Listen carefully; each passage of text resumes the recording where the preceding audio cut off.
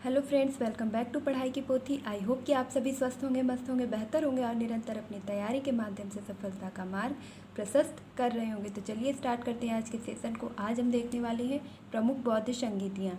यह किस समय हुई, किस स्थान पर हुई, कौन इसके अध्यक्ष थे और किसके शासनकाल में हुई। ये चीज़ें आप कई बार पढ़ते रहते हैं, लेकिन इन्हें बार बार भूल भी जाते हैं। जब भी ये परीक्षा में पूछी जाती हैं तो हमें बहुत ही ज़्यादा कन्फ्यूजन क्रिएट हो जाता है और हम सही उत्तर का चयन नहीं कर पाते हैं।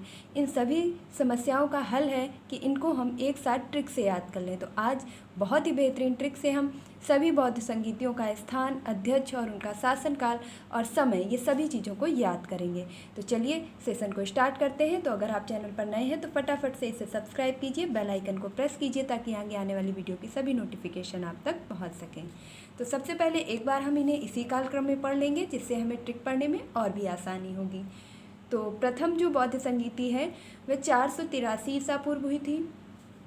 द्वितीय बौद्ध संगीति 383 ईसा पूर्व हुई थी और तृतीय बौद्ध संगीति 255 ईसा पूर्व हुई थी, जबकि चतुर्थ बौद्ध संगीति 1 ईस्वी में हुई थी।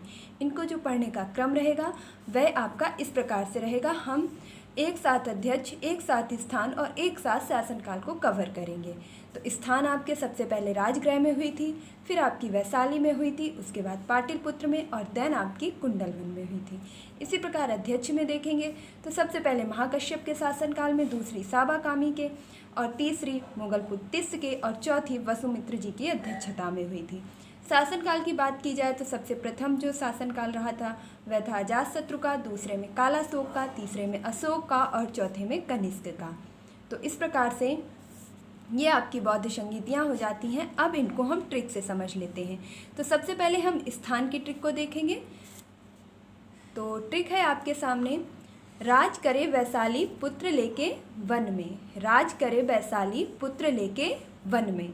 अब देखिए, राज से जो आपका स्थान बनेगा वह क्या हो जाएगा? राज से आपका स्थान बन जाएगा राजगृह। क्या हो जाएगा?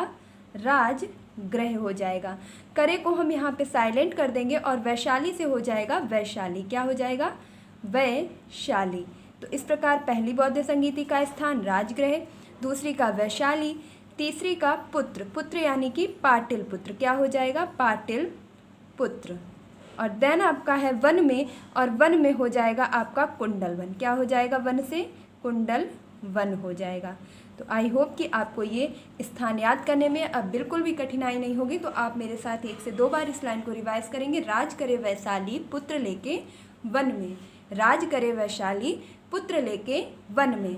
तो राज से राजगृह, वैशाली से वैशाली, पुत्र से पाटलिपुत्र और वन से कुंडलवन। तो ये चारों आपकी संगीति के स्थान क्लियर हो चुके हैं। अब इसी क्रम में हम अध्यक्ष को भी देखेंगे। तो अध्यक्ष की भी हम टेबल के हिसाब से सीधे एक साथ सारे अध्यक्ष कवर करेंगे। तो सबसे पहले हमारी ट्रिक होगी, महान काम पुत्र मित्र ने किया। महान काम पुत्र मित्र ने किया। अभी महान से आपका क्या हो जाएगा? तो महान से हो जाएगा, महा से आप निकालेंगे यहाँ पर महाकश्यप। क्या हो जाएगा? महाकश्यप। देन आपका महाकाम, काम से हो जाएगा आपका साबा कामी। काम से क्या हो जाएगा? साबा कामी। और इसके बाद आएगा पुत्र से, और पुत्र से आप रिलेट करेंगे पुत्र को। पुत्र से किसे रिलेट करेंगे? पुत्र को। और पुत्र से हो जाएगा आपका मोगल पुत्र तिस्स। क्या हो जाएगा? मोगल पुत्र तिस्स। मोगल पुत्र तिस्स।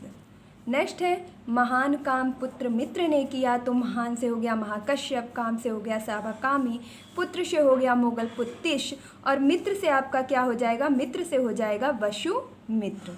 मित्र से क्या हो जाएगा? वसुमित्र। तो यहाँ से आपके सभी अध्यक्ष जो हैं एक साथ क्लियर हो जाएंगे। तो 1 से 2 बार आप इस लाइन को भी हमारे साथ रिकॉल करेंगे। महान काम पुत्र मित्र ने किया। महान काम पुत्र मित्र ने किया। तो महाकश्यप, महान से महाकश्यप, काम से साबाकामी, पुत्र से मोगल पुत्तिश और मित्र से वसुमित्र। इस प्रकार हम इन्हें कालक्रम से भी याद रख सकेंगे, जिससे हमें अगर यदि क्रम से लगाने को कह दिया जाए तो भी किसी प्रकार से गड़बड़ी नहीं होगी। तो एक बार हम दोनों ही ट्रिक को एक साथ रिवाइज करेंगे। राज करे वैशाली, पुत्र लेके वन में। राज से राजगृह, वैशाली से वैशाली, पुत्र से पाटिल पुत्र और वन से कुंडलवन। महान काम पुत्र मित्र ने किया, तो महाकश्यप। काम से सावाकामी, पुत्र से मोगल पुत्तिश और मित्र से वसुमित्र। नेक्स्ट अब हमारा बचता है शासनकाल। तो अगर शासनकाल के बारे में बात की जाए तो इसी तरीके से हम सारे शासनकाल जो रहे हैं राजाओं के उनको एक साथ कवर अप करेंगे, जिसमें सबसे पहले आ जाता है जात शत्रु। क्या हो जाएगा? जात शत्रु। जात शत्रु काला शोक कनिष्क को। जात शत्रु काला शोक कनिष्क को। तो काला कोई शत्रु है जो जा रहा है, उससे शोक किसे हो रहा है? कनिष्क को। तो इसके यहाँ ट्रिक क्या बनेगी? जात शत्रु से आपका क्या हो जाएगा? अजात शत्रु। जात शत्रु से अजात शत्रु। अजात शत्रु। नेक्स्ट काला से क्या हो जाएगा? काला शोक। काला शोक। और शोक से क्या हो जाएगा? अशोक। शोक से क्या हो जाएगा? अशोक। और कनिष्क से आपका कनिष्क। तो जात शत्रु काला शोक कनिष्क को। जात शत्रु काला शोक कनिष्क को। अजात शत्रु काला से काला शोक, शोक से अशोक और कनिष्क से कनिष्क। आपका पूरा नाम ही आ गया है।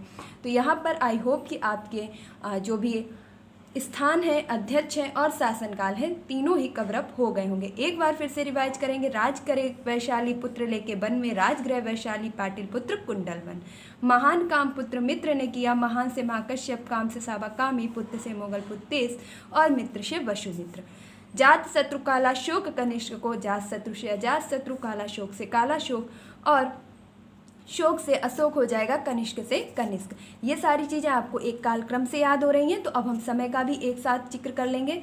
समय में अगर चला जाए तो सबसे पहले आता है आपका 483 ईसा पूर्व। सबसे पहले क्या आ जाता है? 483 ईसा पूर्व। इसको आपको थोड़ा सा एक पॉइंट अगर आप रिमेंबर रखेंगे तो आपको बिल्कुल भी परेशानी नहीं होने वाली है, क्योंकि 483 में हम जस्ट कितना माइनस करेंगे? 100 माइनस करेंगे। कितना माइनस करेंगे?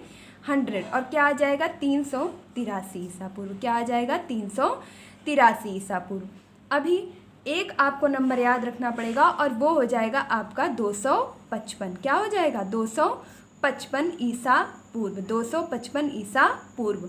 और उसके बाद आपने यहाँ पर 100 कम किया था, तो 100 के आप ये दोनों जीरो ख़त्म करके यहाँ पे क्या लिख देंगे? 1 ईस्वी। क्या लिख देंगे? 1 ईस्वी। अब इसे कैसे आप याद रखेंगे? तो आपको सिर्फ और सिर्फ 2 डिजिट याद रखने होंगे। सबसे पहला सन तो हमें आसानी से याद हो ही जाता है कि 483 ईसा पूर्व, तो इसमें कोई बड़ी बात नहीं है। उसमें हमें 100 माइनस करने हैं, अगला मिल जाएगा कब बैठक हुई। और उसके बाद सिर्फ नंबर 1 याद रखना है, 255। क्या याद रखना है? 255। ऐसे याद कर लीजिएगा कि तीसरी बैठक में 255 लोग थे। इस तरीके से आप याद रख पाएंगे। और हमने पहले 100 कम किए थे, तो जीरो ख़त्म करके 1 ईस्वी। तो आई होप कि आपको ये ट्रिक ज़रूर पसंद आई होगी। यहाँ से आपको जो प्रमुख बौद्ध संगीतियाँ हैं, उनके अध्यक्ष, उनका कालक्रम, उनके शासनकाल और स्थान, सारी चीज़ें क्लियर हो चुकी होंगी। तो अगर आपको ये वीडियो थोड़ा सा भी पसंद आया है, अपनी परीक्षा की दृष्टि से हेल्पफुल लगा है, तो प्लीज़ इस वीडियो को ज़रूर लाइक कीजिएगा। और अगर आप चैनल पर नए हैं, अभी तक इसे सब्सक्राइब नहीं किया है, तो फटाफट से इसे सब्सक्राइब कीजिए, बेल आइकन को प्रेस कीजिए, ताकि आगे आने वाली वीडियो की नोटिफिकेशन आप तक पहुँच सके। आपको ट्रिक कैसी लगी कमेंट बॉक्स में ज़रूर बताइएगा। और जो भी चीज़ें आपको टफ लगती हैं उनके बारे में भी बताइएगा। मैं ट्रिक से बताने की पूरी कोशिश करूँगी। Thank you for watching this video.